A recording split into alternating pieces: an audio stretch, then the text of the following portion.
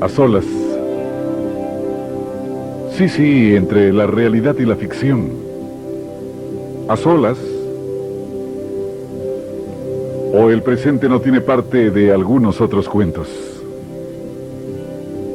A solas como a usted se le ocurra. Convengamos, eso sí, que ninguno de nuestros gestos o palabras se ciñen solamente a cuanto pretendemos que ellos digan. A solas. Dados vuelta por cierta palabra. Y mareando a la palabra de tanto darle vueltas. Del mismo modo a solas. Resulta que yo ya había pasado 4 años de vida en la Argentina. Gracias.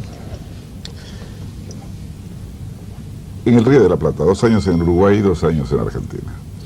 Y había perdido esto que le voy a contar. Y llego al Perú, me encuentro con los muchachos de la esquina que ya estaban grandotes, me invitan a tomar una cerveza, en esa vertiginosidad que uno tiene cuando ya la pasó fuera y tiene que ser ave de paso en su tierra. Claro. Me siento a la mesa, charlo con ellos, me preguntan de la Argentina con suma curiosidad, como siempre preguntamos nosotros en América Latina por lo que pasa en esta tierra. Y bueno, salud, salud, tomé mi cerveza, seguí tomando mi cerveza. Y como a las 2 horas digo, pero tú no has tomado nada. Y es que, hermano, no has dicho salud. Agelación. Entonces, cada vez que uno va a tomar, salud, compadre, salud, salud, salud, salud. Entonces usted se puede pasar toda la noche con su copa de coñac, aunque no beba, dice, salud. Se la lleva a la boca y dice, no le sirva más a Silo, por favor, porque Silo no toma, pero dice salud. Pero por acatamiento. Dice salud, por acatamiento. Está muy bien. Por acatamiento. Acatar las imprescindibles reglas de convivencia que todos hablamos de ellas y muy poco conocemos. Claro que sí. Y yo soy uno de los infractores de las reglas de convivencia constante. Tengo preguntas necias, soy imprudente. Le voy a contar algo que me pasó con usted, Ciro, cuando comenzó a resonar su nombre. ¿Qué edad tiene usted? 53. 53. Quiere decir que hace más o menos 20, casi 25 años, que tuve noticias suyas. Cuando seguramente era un muchacho flaco, Sí. de ideas gordas, que no había asimilado muy bien. Ahora soy un gordo de ideas flacas. Pero que las había transmitido más o menos de manera aceptable. Y no con poca gente que debe haber llegado a sus oídos. Decían, ¿quién será este charlatán? ¿Quién será este chambón del pensamiento? Y me pasó algo curioso. Por esos años viajé por primera vez a Europa. Iba yo caminando. Estamos hablando del 70. Sí, de los 70. Por esos años viajé a Europa. Y a mí me gusta caminar en la noche, solito, salgo, camino a las ciudades. Están locos. Este es el Silo argentino, no puede ser Silo argentino. En Londres, dijo mi mujer, pero este es... ¿Qué hace Silo acá? Esta inscripción la ha hecho algún argentino que pasó. Pasó. Llego a Francia, estábamos caminando por la ciudad. Yo soy amigo de un sector de París que no lo quieren mucho algunos.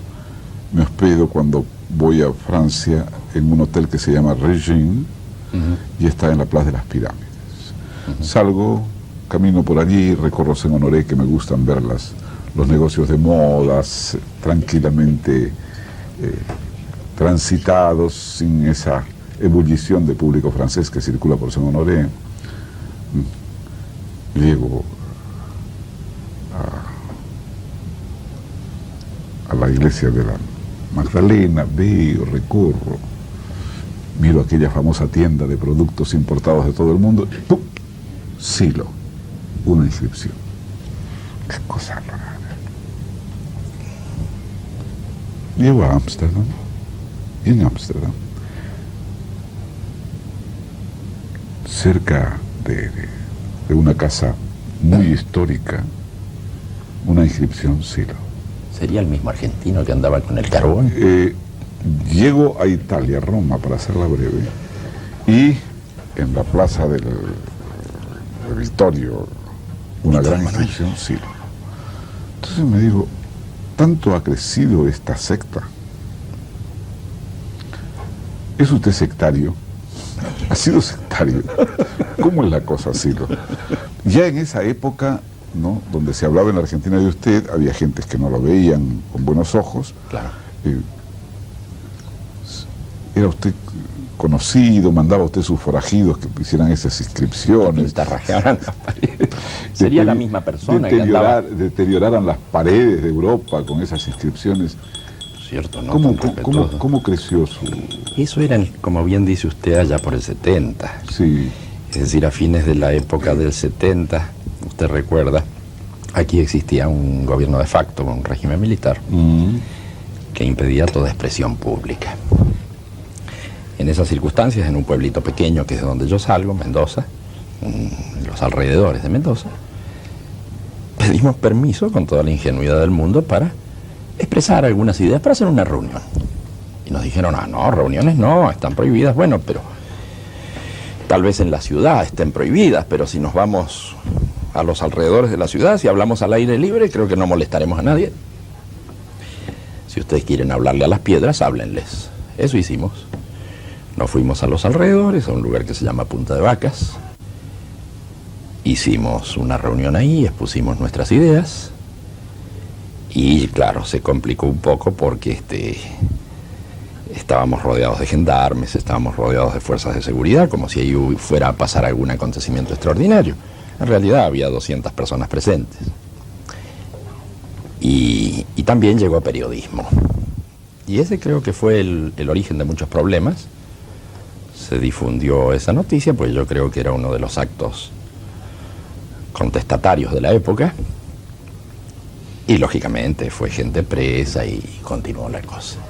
Los regímenes militares se preocuparon mucho de encerrar a nuestra gente amiga y demás, así que se dispersaron. ¿Solamente los regímenes militares? ¿O no hay una persecución ancestral latinoamericana a todo lo que signifique pensar? Sí, no solo los regímenes militares, porque yo recuerdo también que en plena época constitucional, estoy hablando de la época de la señora Isabel Perón, cuando López Rega tenía en sus manos prácticamente la suma del poder, en esos momentos, régimen constitucional, en una reunión con 500 amigos, en la Casa Suiza fuimos 500 detenidos, lo cual es un escándalo. Y de ahí a Villa Devoto.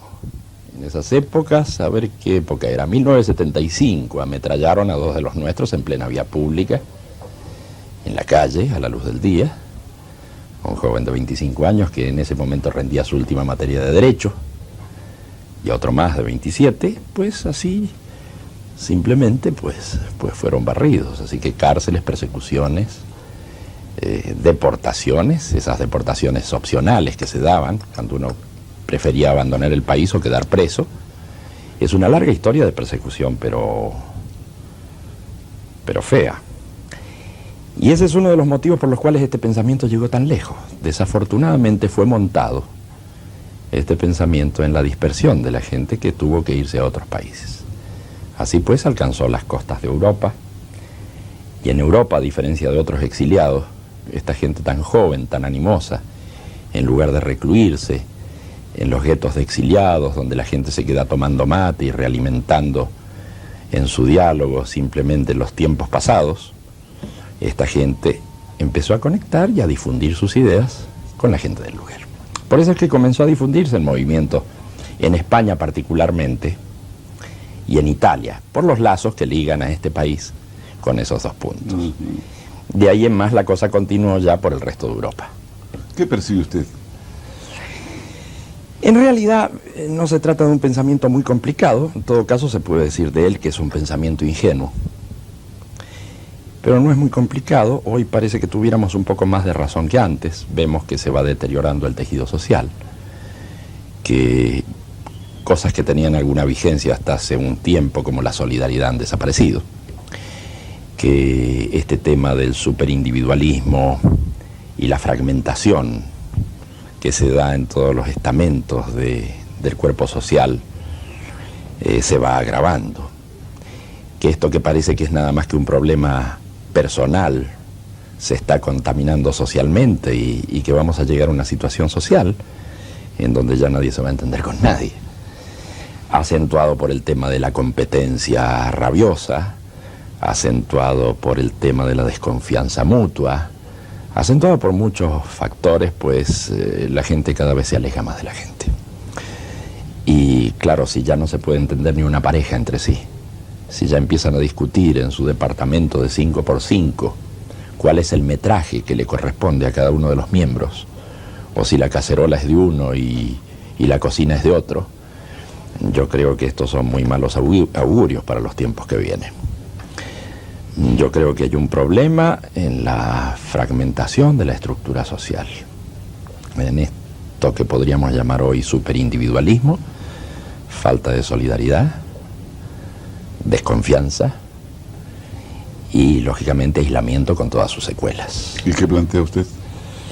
Yo simplemente observo esta situación que de no restablecerse una nueva solidaridad o de no restablecerse un nuevo modo de comunicación entre la gente, creo que vamos a tener problemas. ¿Cómo hacerlo? Yo sé que estos medios que tenemos hoy en las manos, como son estas maravillas tecnológicas de la TV, la radio y demás, son un gran avance, depende en la dirección en que se lleven estas cosas, pero el contacto directo entre las personas no está hoy muy favorecido. Más bien se pone como valor central otro tipo de cosas que el contacto entre las personas.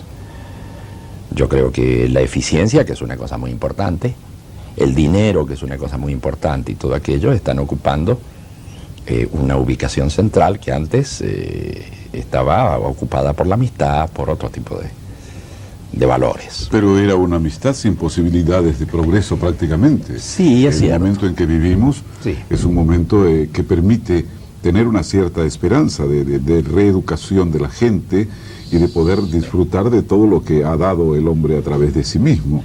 No nos olvidemos que todo lo que padecemos es una invención humana. Así es, y los grandes beneficios también es un producto de una larga cadena humana. En ese sentido, pensar que la tecnología de que hoy disponemos es un producto de las últimas décadas es un poco excesivo. Yo creo que hay una acumulación histórica muy importante. Creo que estas nuevas corrientes que hoy tienen plena vigencia, como la economía de mercado y todo aquello, que son cosas más bien recientes, no existían, y sin embargo el progreso del hombre ha permitido que lleguemos hasta aquí. Quiero decir que esta acumulación ha puesto en marcha muchas cosas, positivas y negativas también, y que este factor de comunicación humana no necesariamente tiene por qué disolverse si las cosas están bien encaminadas. Esta comunicación humana hoy se está disolviendo. Tal vez. ¿Qué haría usted para bien encaminarlas? Yo creo que se le da una impronta muy grande a esto de ubicar como valor central, fundamental, el tema del dinero.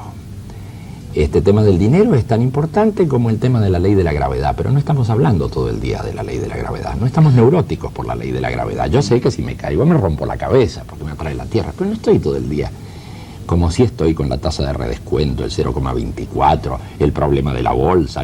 Usted sabe que estamos economizando de tal manera, convirtiendo en económico de tal manera el lenguaje, que están quedando pocos códigos de intercambio entre las personas que no sean códigos económicos. Esto es muy claro, lo vemos en la prensa diaria, lo vemos en la relación entre las personas, y creo que hay algunas dificultades para avanzar en esto si esto se acentúa, porque no vaya a ser que estemos entrando en una nueva utopía, ahora que ha caído la utopía del llamado socialismo real, no sea que estemos avanzando ahora en la utopía de la economía de mercado real,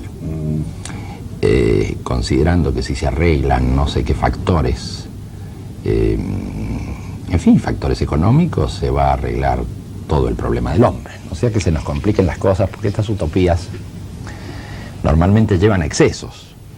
Y se han visto muchas declaraciones excesivas y se ve una tendencia muy excesiva a economizar todo, ¿no? A convertirlo. ¿Usted es un hombre de fortuna? Nunca he estado mal. Nunca ha estado mal. No. ¿Casó con mujer de fortuna? Además, esto le facilitó tener oportunidades de desplegar su pensamiento, de tener una cierta tranquilidad para pensar, para escribir. pero no necesariamente por ese matrimonio, sino porque... No hablo necesariamente de Claro, matrimonio, claro, sí. pero el bienestar, ese pequeño margen de tranquilidad económica... Sin duda que ha sido ventajoso. Lo ayudó para su educación y autoeducación. Sin duda.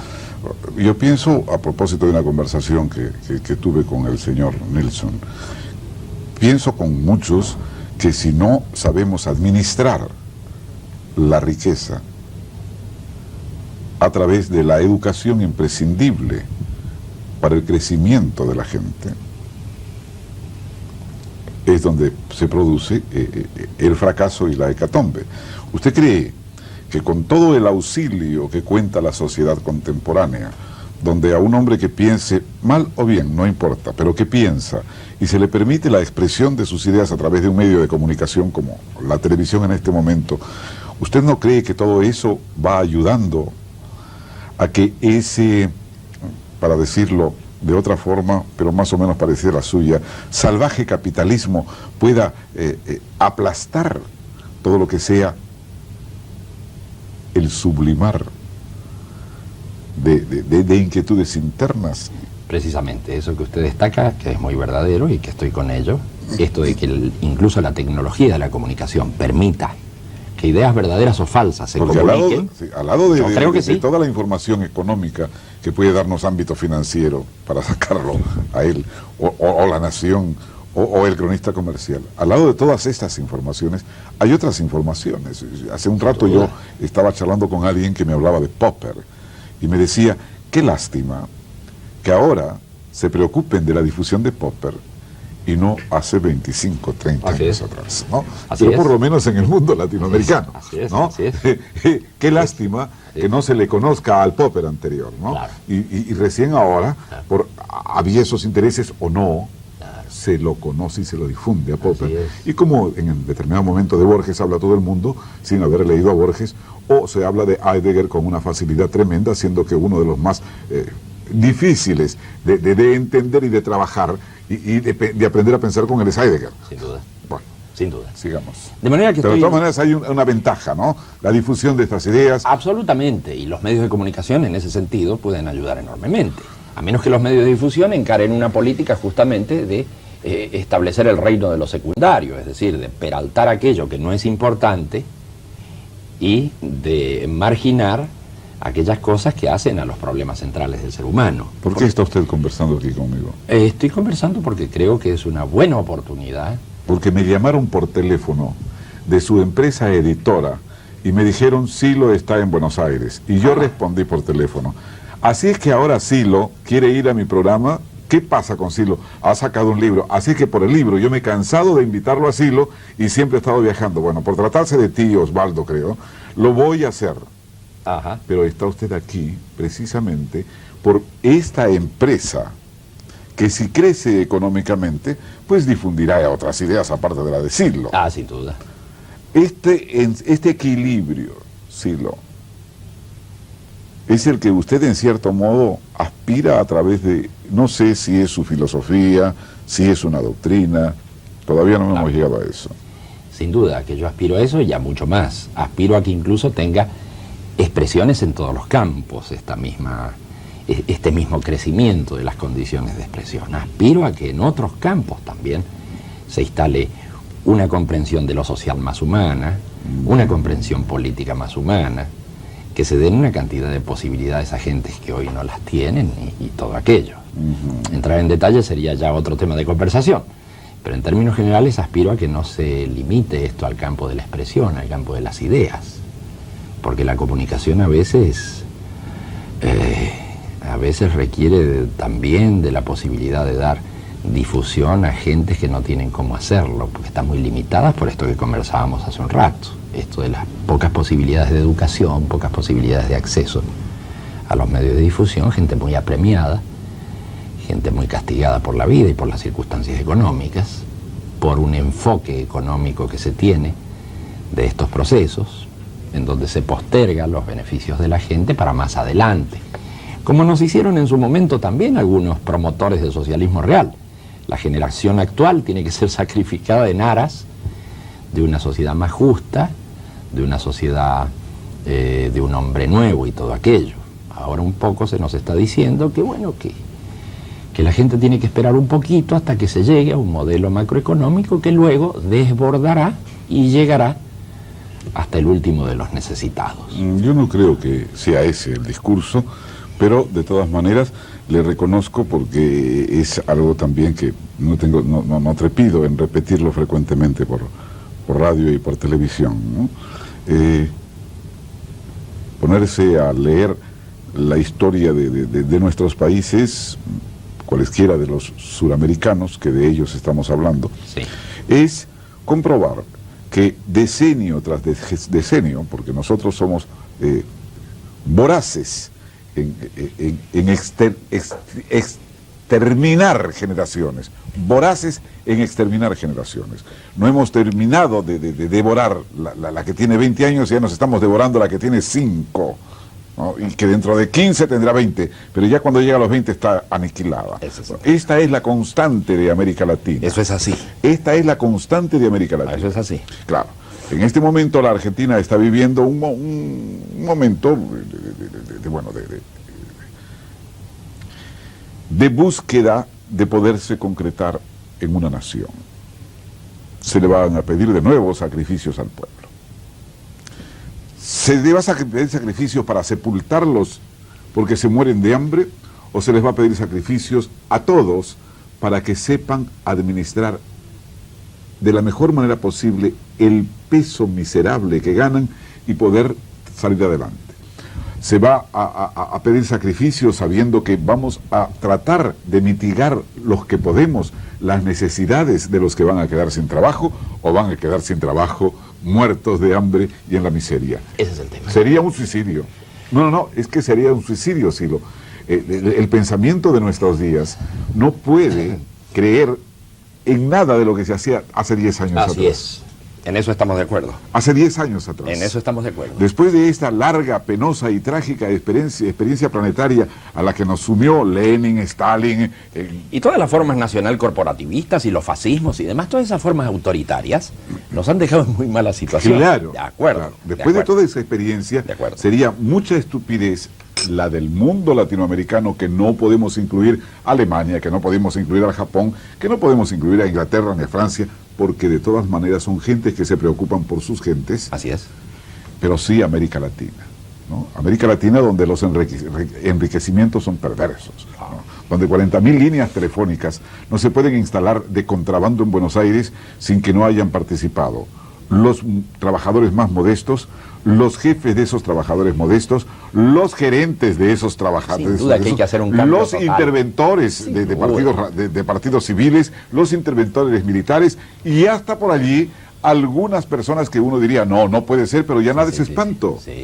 Ya nada es espanto, Silo. Así que estamos hablando de modificar estas estructuras y por supuesto no volver a situaciones anteriores. Pero se está modificando. Estoy totalmente Lo creo que se está modificando, porque si la Argentina tuviese un traspié dado de forma tremenda en perjuicio de la mayoría de la gente, la Argentina fracasaría otra vez. Y esta sería grave.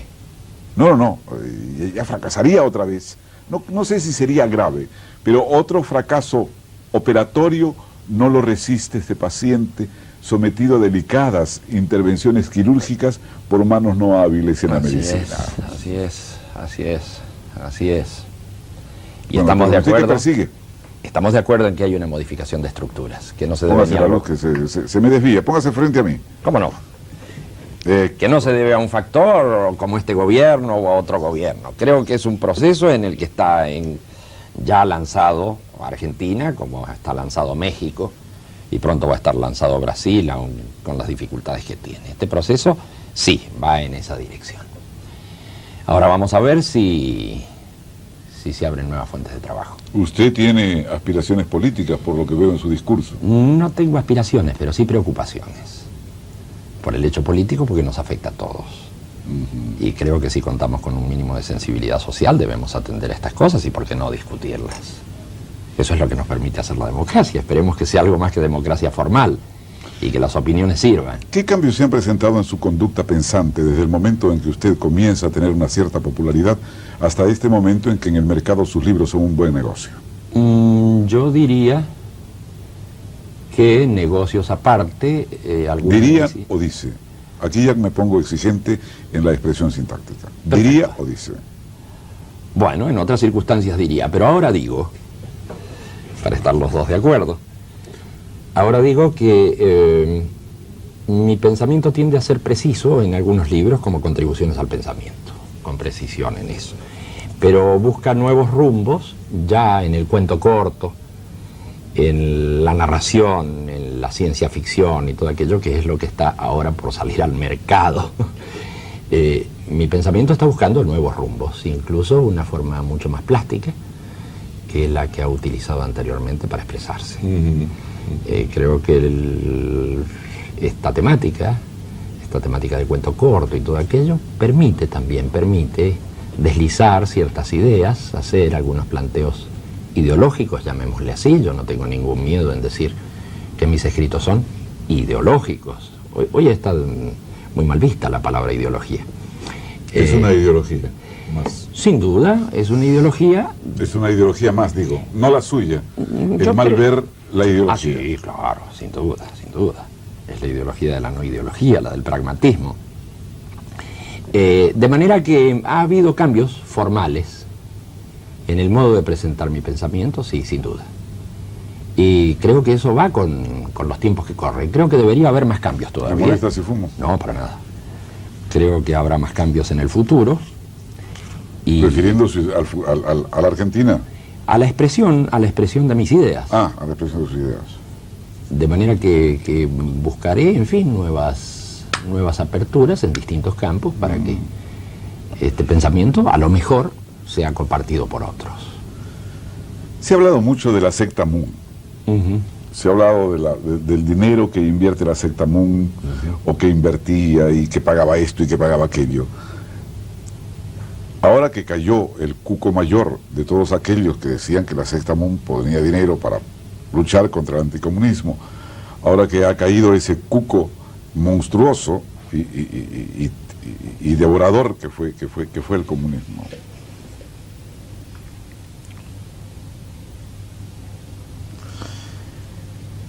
¿a qué lado se acerca este siglo que de seguro que, como el doctor Spot en su momento, creó un poco de confusión en no pocos jóvenes? Siglo evoluciona. ¿Qué pasó con esa transmisión de ideas que se quedó en cierto modo enquistada por lo menos en uno? Ya usted tuvo dos víctimas entre su gente, entre sus seguidores, que murieron, si no oí mal, Ametrallados. Bueno, aparte de los encarcelados y aparte de los expulsados de su trabajo, bueno, y de su tierra, y de mil cosas más. Bueno, ¿qué pasa ahora con eso? Con esa gente que se quedó. Usted evoluciona. Esa gente sigue avanzando, como ocurre con todas las cosas. Esa gente va cambiando en edad, va cambiando en su situación personal, en su situación laboral, en su relación de familia. Es el cambio de la vida misma. ¿Qué sucede cuando un joven estudiaba Derecho y termina su carrera de abogacía? ¿Qué pasa después? Nada, que empieza a ejercer como abogado. Es el cambio de la vida misma. Un joven que hoy es neoliberal, ¿qué va a pasar mañana, cuando no sea neoliberal? Hay cambios que no se dan. Usted sabe que se modifican algunos aspectos de la conducta, pero los cambios profundos no se producen. Si usted le transmitió algunas ideas a un joven en los 70, y ese joven se quedó con esas ideas, seguramente que en relación a su conocimiento de hoy y a su forma de lucubrar de usted, ese joven se quedó atrás.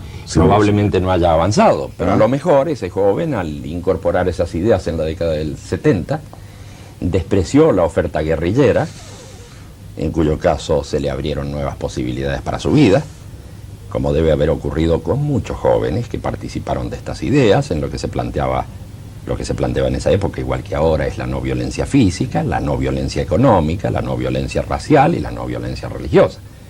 Así que yo me sospecho, sin andar haciendo estadísticas ni sondeos, que bastantes jóvenes de aquella generación han salvado sus vidas y además no han perjudicado las vidas de otras personas, en una época donde el guerrillerismo hacía sus estragos. Gente que adhirió a estas ideas. Y por eso era tan mal vista esa gente, precisamente por esos grupos tremendistas a ultranza. Pienso que mucha gente ha salvado sus vidas en eso. Pienso también que mucha gente se ha salvado de la drogadicción, en una época donde la drogadicción no era tan grave como ahora, que ahora ya se convierte en una cosa seria, que está actuando en todas las capas sociales, pero donde empezaba el experimentalismo en ciertos sectores intelectuales. Usted recordará bien la época del hipismo, por los 60, donde aquellos popes del hipismo, como, qué sé yo, los Huxley, los Watson y todos aquellos, de algún modo daban a entender que el experimentalismo en ciertas materias era una cosa interesante. Mucha gente adhirió al movimiento. Por supuesto que en aquella época se dijo que eran hippies. Claro, si lo mal visto era el hipismo, eran hippies. Más adelante, claro, habrán dicho que son guerrilleros, pero la verdad es que los hippies y los guerrilleros desaparecieron y nuestros amigos no desaparecieron. Y con respecto a la pregunta que usted hace, de qué habrá pasado con aquellos jóvenes que no evolucionaron, puede que algunos no hayan evolucionado y puede que muchos otros, gracias a haber tomado en cuenta estas ideas, hoy estén en condiciones de hacer muchas cosas. Yo tengo que poner en la balanza todo esto, de que pueden existir gentes que, bueno, tomaron ese pensamiento y quedaron estancados, como con cualquier sistema de pensamiento. Están los marxistas, están los psicoanalistas, están los neoliberales, hay montones de gentes que, bueno, quedarán en ese pensamiento. Y pienso que en estas propuestas nuestras también habrá gente que no avance.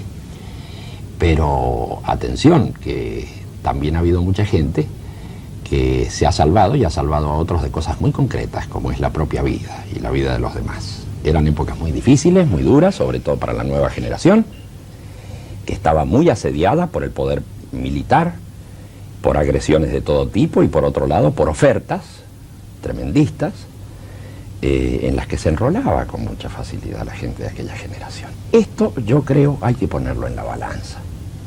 Me parece que es de algún interés. Nosotros denunciábamos en aquella época, usted lo recordará, mesa pelada de Hugo Blanco en Perú, el FLN en Venezuela, el M29 en Colombia, los Tupamaros en Uruguay, los montoneros en Argentina, etcétera. Todos ellos precedieron a los golpes militares. Y nosotros alertábamos respecto de esas situaciones. ¿Qué estamos haciendo, muchachos? Estamos creando condiciones para que luego venga una reacción en contra. En fin, todo aquello se discutía mucho en aquella época.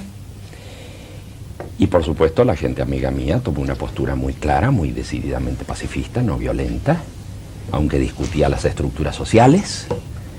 Y creo que fue muy acertada en todo lo que hizo y creo que no hay nada que renegar de aquellas épocas. Yo creo que ninguno de nuestros amigos que comenzó a militar en esa época puede decir hoy que aquellos fueron errores de juventud, como se escucha decir en otros sectores, a ciertos elementos vergonzantes. Yo creo que no hay nada que arrepentirse, todo lo contrario, sino más bien estar orgullosos de haber mantenido una postura, no obstante las persecuciones, las cárceles y los inconvenientes sufridos. Así lo siento yo. ¿Cuáles han sido sus entrenamientos para llegar a estos pensamientos, a estas especulaciones filosóficas en las que suele meterse usted? Le digo suele meterse porque no he leído íntegramente ningún libro suyo. Simplemente he hojeado así algún párrafo y he llegado hasta ahí y he dicho, me quedo acá, sigo con otras cosas que tengo más interés en conocer. Sin duda, sin duda. Y aquí yo no tengo bueno, yo no tengo mucha pretensión en esta materia. Si alguien me pregunta, bueno, ¿cómo se califica usted a usted mismo? Yo diría que como un humilde literato que trata de hacer buena letra. En cuanto al pensamiento filosófico como tal, no pretendería yo tanto.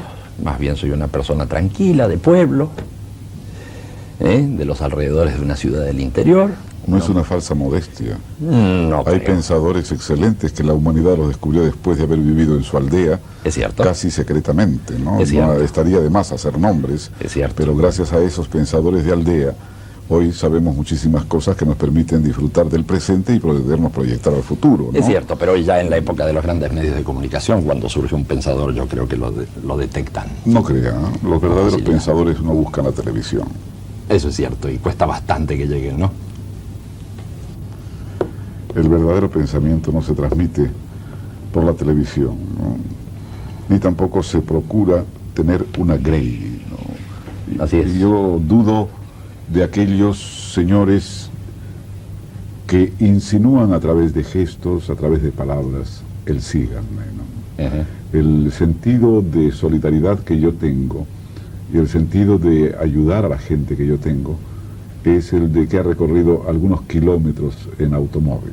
Ajá. Se nos pincha un neumático a la 1 de la mañana y no falta quien se detenga para darnos una mano. ¿Cómo no? Nos da la mano y es incapaz de decir, bueno, ahora acompáñame a Mar del Plata. No. Seguimos por Mar del Plata, uno en fila para Pinamar y el otro sigue a Mar del Como Plata. no, ese es un encare de la realidad, esa es una faceta. Allí donde nos dice alguien en su discurso que lo sigan, hay que tomarlo con tiento. Y usted pide que lo sigan. No tanto como que sigan, pero sí que consideren este punto de vista que requiere de la participación de gente. Y requiere de la participación de gente porque yo creo, sigo creyendo, a pesar de lo que se dice por ahí, creo en la potencia de las corrientes de opinión. Y yo creo que son importantes las corrientes de opinión. Y creo que no es lo mismo alguien que individualmente plantea un esquema que un conjunto de gente que participa en esa idea. El mismo presidente en su campaña usaba el síganme. Es una forma que usan los políticos. Fui un detractor tremendo de ese síganme. Bueno, pero quiero decir... Yo intuí que iba a ser presidente Menem y él mismo lo dijo en un programa. El único periodista que me dijo que iba a ser presidente cuando asomaba fue el negro Guerrero Martínez y públicamente se lo dije en Cablevisión. Yo le veo a usted todos los visos de futuro presidente de la Nación. Él tal vez creía en eso. Pero usted quiere ser presidente de la Nación. No, seguramente. de ninguna manera. Diputado, senador, Ni desde lejos político. gobernador. Pero sí creo que las corrientes de opinión son importantes y si yo pudiera impulsar una fuerte corriente de opinión en base a ciertos valores, ciertos puntos de vista, y también, ¿por qué no?, en base a la denuncia de ciertos esquemas que no me parecen adecuados, yo no tendría ningún inconveniente en hacerlo. ¿Qué esquema le parece inadecuado de la situación actual en que vivimos? En Argentina particularmente me parece inadecuado el esquema macroeconómico del ministro, claro, por supuesto, que lleva adelante esta propuesta, esta cosa postergadora de sí, lograr estabilidad mientras se cierran fábricas. Me parece sumamente discutible. Y muchas actitudes más del gobierno, no solo en el campo económico. ¿Qué es esto de salir de los no alineados? ¿Qué es esto de el ministro Di Tella de andar proponiendo una suerte de intervención a Haití? ¿Qué es esto del señor presidente insistir continuamente con el tema de la pena de muerte? Acá hay una cantidad de cosas muy incoherentes entre sí, pero que muestran un trasfondo un tanto violentista en las actitudes de la dirigencia que ¿Me hoy lo puede maneja. aclarar un poco más? Y yo le diría que explícito? no viene al caso esto de insistir en la pena de muerte, ¿no? Me parece que no sé qué ventajas trae para el país y sin embargo coloca a todos los ciudadanos en una situación de indefensión respecto de ciertos errores que se pueden cometer en la justicia. Pero, Esto es serio. Pero cuando el mismo presidente dice que esto se sometería a un referéndum o plebiscito, ¿usted no cree en la maduración del pueblo argentino que le dio un rotundo no al señor Alfonsín y al señor Cafiero en la provincia? Yo creo que eso ¿Usted es cree muy que el interesante, pueblo pero argentino- depende del momento. ¿Usted cree que el pueblo argentino sufragaría por la pena de muerte? Depende del momento. Si el señor presidente está en su máximo punto de popularidad, creo que las cosas se confunden mucho y esa popularidad se vuelca luego a la opinión que él tiene respecto de una cosa tan puntual como la pena de muerte.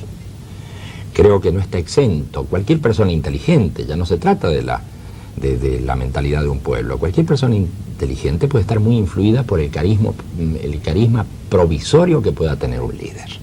Y en ese sentido puede equivocarse y ser arrastrada por otras cosas, otros logros u otras simpatías, puede ser arrastrada a decisiones de este tipo. O puede ser arrastrada por otra persona carismática que también la va a llevar a acarrear agua a su molino. Así es. ¿Usted no estaría entre esos, Silo? Yo quisiera acarrear agua para mi molino si es que eso impide que se instale la pena de muerte. Y también quisiera que acarrear agua para mi molino si de ese modo se impidieran estos excesos como la propuesta de una intervención armada a Haití. Y por supuesto que quisiera influir sobre la gente en una cantidad de temas que me parece que no van por buen camino.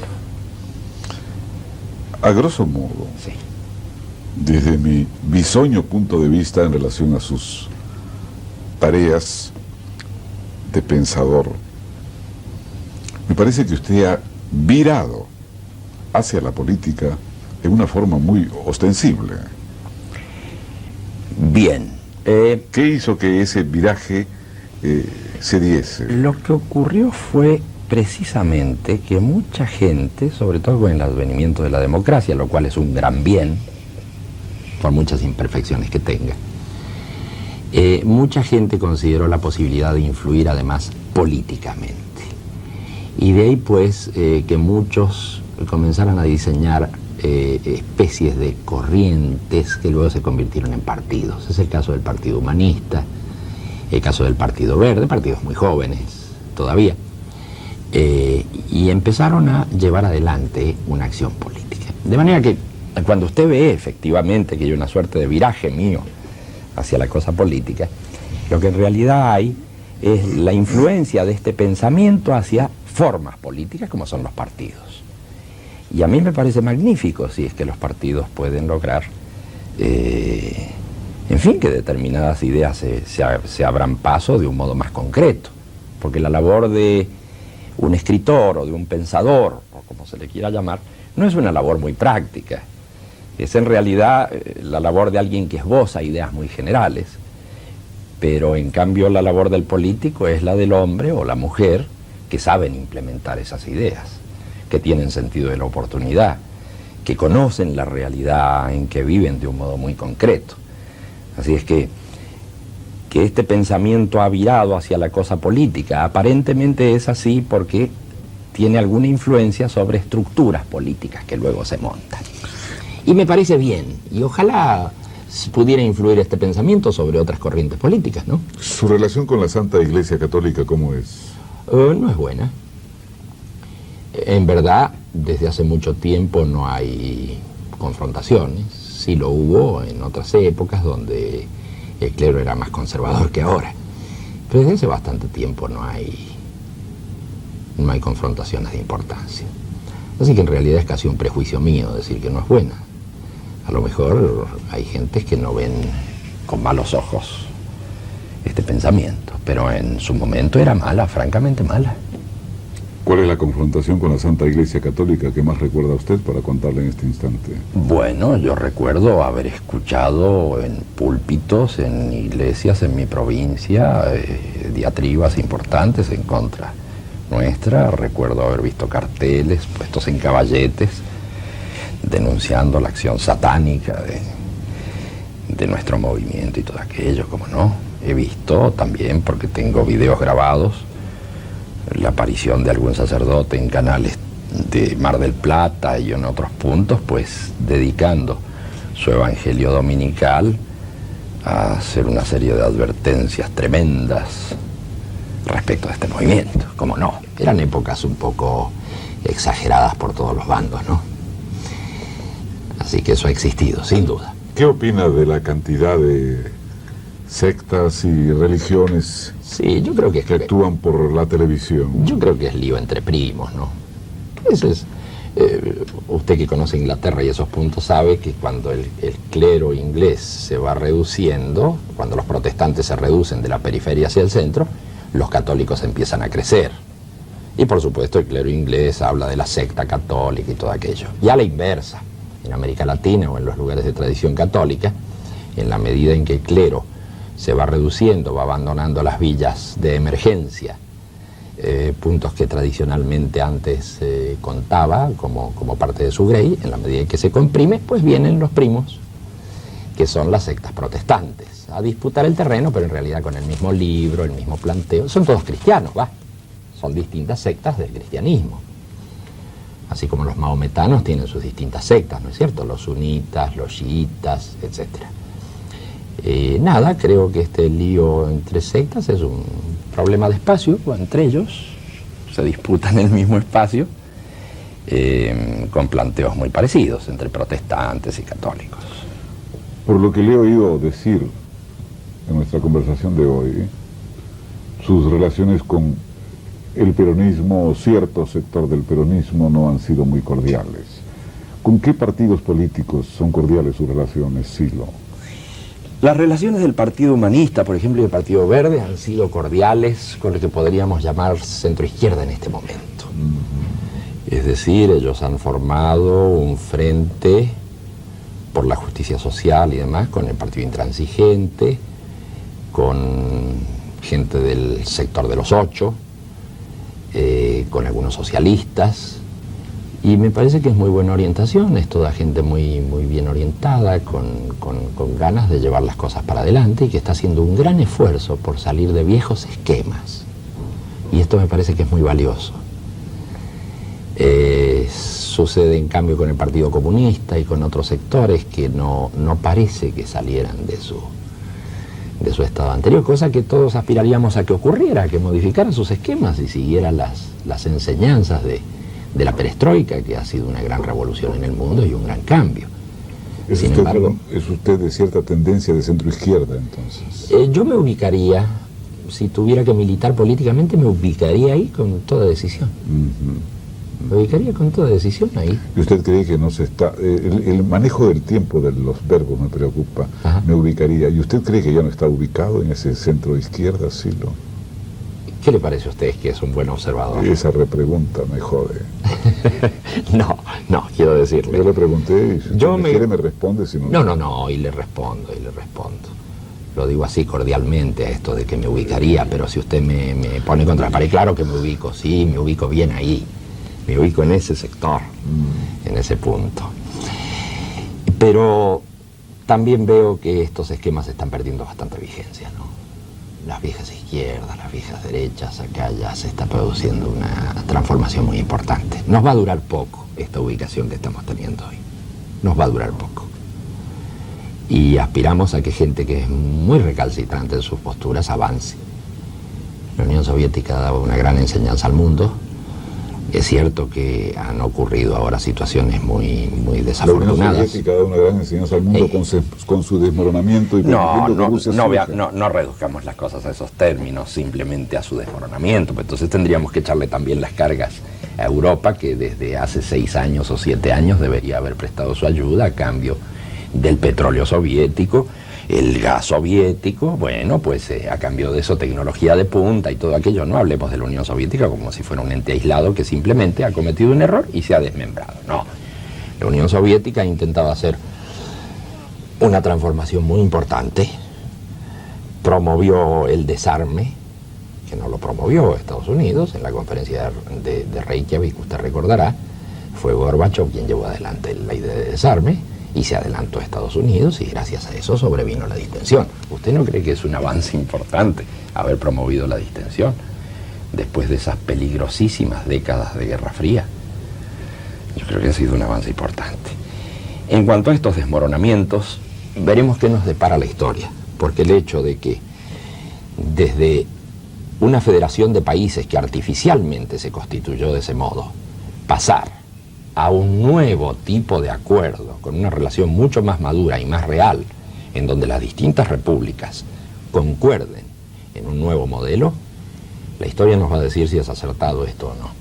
Pero yo francamente creo en aquello que sale de los pueblos y no de las imposiciones que se hacen por una coyuntura cualquiera, sometiendo a la gente en federaciones que no son tales. Pero usted no tiene un movimiento que surge del pueblo, sino surge de usted, que se va conectando con usted mismo y conectando con otras personas de cierta influencia que permiten crear un movimiento. Es Claro. decir, en determinado momento hace falta la cabeza pensante. No, sin duda, y en este mismo fenómeno de la perestroika hay cabezas pensantes. No, sin duda, no es eso lo que estamos cuestionando. sino el hecho de que se armen artificialmente estructuras de países o federaciones que no han contado con el aval del pueblo en realidad. Imagine usted el caso de Estonia, Letonia y Lituania. ¿Y de Europa Occidental? Claro, pero en este caso es mucho más tremendo porque fue anexada después del pacto Hitler-Stalin. Fue un pacto en el que directamente incorporaron a esos 3 países que eran independientes. ¿Cómo se iba a mantener eso así? Gorbachev estaba creando los instrumentos jurídicos necesarios con el tiempo que necesitaba para que esto ocurriera y se produjera la total emancipación de estos 3 países bálticos, y sin embargo los acontecimientos apuraron las cosas de tal manera, con ese golpe absurdo que intentó la burocracia, que de todos modos se ha logrado que estos 3 países se independicen. Bueno, ese no es el caso de las otras. Este no es el caso de las otras repúblicas de la Unión Soviética. Hay un montón de repúblicas de la Unión Soviética que están manifestando su independencia y que quieren incorporarse a un nuevo sistema federativo. Silo, ¿de qué cuidados estrictamente personales depende su salud de usted? Porque lo noto bastante panzón. Es cierto eso, pero ¿no tiene un poco que ver con la edad? Yo creo que cuando llegamos a cierta edad, pues empezamos a... ¿A qué edad llega usted? Yo creo que a los 53 años ya algún pequeño ¿Usted síntoma cree que todos los hombres de 53 años tienen que tener la buzarda, como se dice en porteño, que usted tiene? Pero no exageremos la cosa, no será tanto. No, usted engordó bastante. Un poco desde mi época de atleta. Digamos, se me aburguesó. Desde mi época de atleta, sí, en términos relativos. Pero no será tanto ahora. Yo tengo un amigo que tiene 78 años, con una figurita que da envidia. 78. No deja de practicar su atletismo. Bueno, yo lo dejé, ¿ve? Bien, no deja de practicar su atletismo. Yo lo dejé. ¿Y cómo se cuida usted del cuerpo? ¿Cómo se cuida la salud? Yo lo dejé. Yo creo que ¿Qué hace con su salud? Yo creo que todavía me está durando aquel feroz entrenamiento que tenía cuando era gimnasta. Qué linda cosa es esa. Pero he dejado, claro, de practicar eso. ¿Y quiénes son sus amigos internacionales? Voy a la montaña. ¿Cómo me dice? ¿Quiénes son sus amigos internacionales de cierta influencia? De cierta influencia. Bueno, no hay gente muy destacada de momento. Yo creo que es una generación que recién empieza a instalarse. A lo mejor empieza a aparecer algún pensador, algún físico, algún político, pero de momento no tenemos mucho que exhibir. Salvo algunos embajadores o diputados en Chile, o cosas por el estilo, pero no es aún un movimiento de gente muy relevante. Esperemos que el tiempo nos depare cosas mejores. Por lo pronto yo estoy muy feliz de poder conversar con usted en esta mesa, y yo sé que usted es alguien muy escuchado, y en ese sentido me congratulo de estar acá y bueno, de ser escuchado por usted. Así que mis amigos no tienen mucha influencia, pero a lo mejor son más escuchados que antes. Son más escuchados en distintos lugares. Pienso que con el tiempo, pues, este movimiento puede dar lugar a cosas importantes, a ser escuchados por más gente. Así que sus temores en este momento son de que la estabilidad económica se preocupe tanto por la estabilidad económica que descuide los cuidados que se le debe dispensar a la ciudadanía a través de la solidaridad. Entre otras cosas, cuidados tales como las fuentes de trabajo, cuidados tales como la salud pública. ¿Usted no habría privatizado empresas? Sí, yo hubiera hecho participar al capital privado sin ninguna duda. Yo hubiera fomentado también la... No, yo le preguntaba si usted no hubiera privatizado empresas del Estado. Sin duda, ¿cómo no? No es inconveniente, pero también hubiera dado otras oportunidades. Ya que hablamos de competencia franca, también hubiera dado muchas oportunidades. Ya aliciente todo en 24 inicial, horas. Ya aliciente inicial. Todo en 24 horas. A las cooperativas. Todos en 24 horas. No en 24 horas, pero hubiera creado... El partido comienza por un puntapié inicial. Por supuesto que es así. Pero si vamos a seguir el modelo de la reconversión industrial tal cual los europeos, y si vamos a hacer las modificaciones de fondo que se requieren, las privatizaciones que se necesitan, debemos también considerar que allí había condiciones diferentes a las de acá. Allí había seguros de desempleo, allí había una ¿Y cantidad usted de cree que aquí no se va a procurar eso, incentivando la solidaridad y la preocupación para ayudar Veremos. a la gente que ya no padece hambre por la privatización, sino que viene padeciendo hambre 2 veces centenarias en Argentina por el descuido de los gobernantes, tanto civiles como de facto? Así es, acá hay una cosa importante que Porque se está si no, no haciendo. sería cambio, Silo. Esperemos que funcione. Todos Yo creo que confiamos mientras haya gente en que se exprese funcione. como usted y medios de comunicación que puedan propalar su pensamiento y empresas de impresoras que se preocupen por llamar a un conductor de programas y me digan, Silo va a ir a tu programa, y Silo se preocupe de venir al programa porque lo manda la empresa editora, no porque yo lo invité tantas veces, no, no. Yo siempre quise ir, pero estaba... Sí, no no, coincidimos. no me No diga con coincidimos. cuentos. Yo soy muy admirador de Mendoza por lo que yo llamo la chilenidad que tiene, ¿no? O a los chilenos, la argentinidad que tienen por esa cordillera. Así que camelos conmigo, sonrisas a lo Vargas Llosa, que se parece un poco a Vargas Llosa, no me convence. Yo me pudrí de llamarlo y usted nunca me dijo... A solas. Sí, a solas. Entre la realidad y la ficción. O el presente no tiene partes de algunos otros cuentos. A solas, como a usted se le ocurra.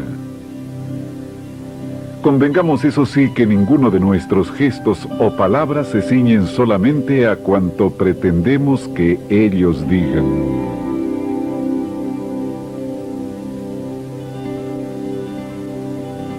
A solas. A solas, dados vuelta por cierta palabra y mareando a la palabra de tanto darle vueltas.